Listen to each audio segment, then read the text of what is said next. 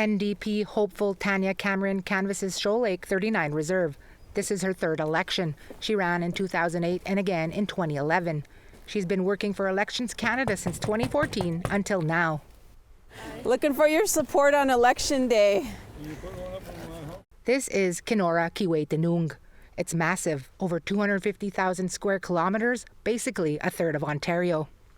Shoal Lake 39 is just one of 38 First Nations in the riding, and of those, about half are fly-in only. 35 will have polling stations, I hope. There's a lot of issues when it comes to trying to represent not only the First Nation needs that currently exist, but also in the towns and the municipalities that have infrastructure needs. They need improved access of funding to health care, to education, and of course that's federal transfer funding, right? Census 2021 shows nearly 62,000 people live here, and just over half identify as Indigenous. Break those numbers down more, a third of the population lives around Kenora, where Cameron has already knocked on a lot of doors.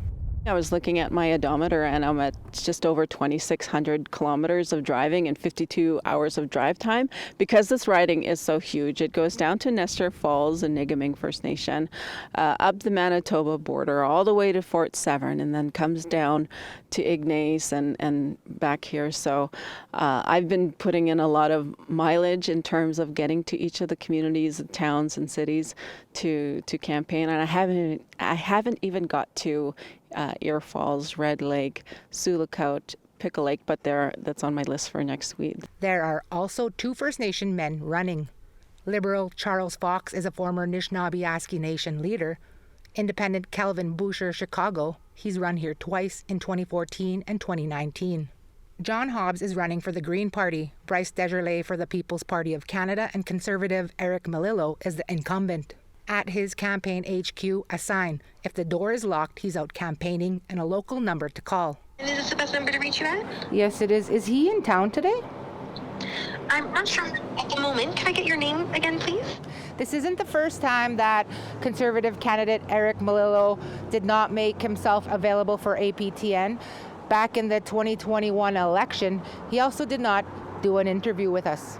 In Kenora, not a Liberal sign or HQ in sight, nor a response to APTN as of airtime. The riding is identified by the Assembly of First Nations as one of 36 ridings where First Nations voters can have an impact. We're not going to form government. Despite this, Hobbs says there is already a foundation in place outlined for building a better relationship between Canada and Indigenous peoples. I'm an architect, and we gave our greatest medal, the gold medal, to Murray Sinclair for the Truth and Reconciliation Commission, and we really should finish the recommendations in his honor to see those through. Beyond that, Hobbs says there are some immediate needs in the area. Housing is always an issue.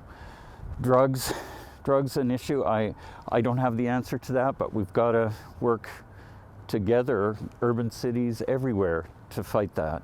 Meanwhile, Boucher Chicago already checks in with the homeless and unhoused, focusing his campaign on the most vulnerable, relying on his own personal experiences. I know the ins and outs of what these people are going through. My dad died out here. He was out here for 45 years.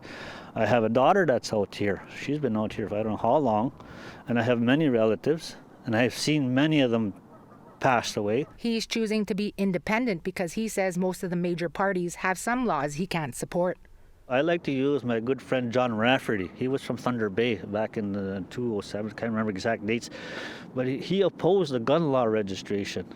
And for opposing the gun law registration, he was put in the corner. Since the riding was created over 2 decades ago, it's flip-flopped from Conservative to Liberal. But despite all the efforts to engage Indigenous voters, polls predict it could be another Conservative win here. T.R. Wheatley, APTN National News, Kenora.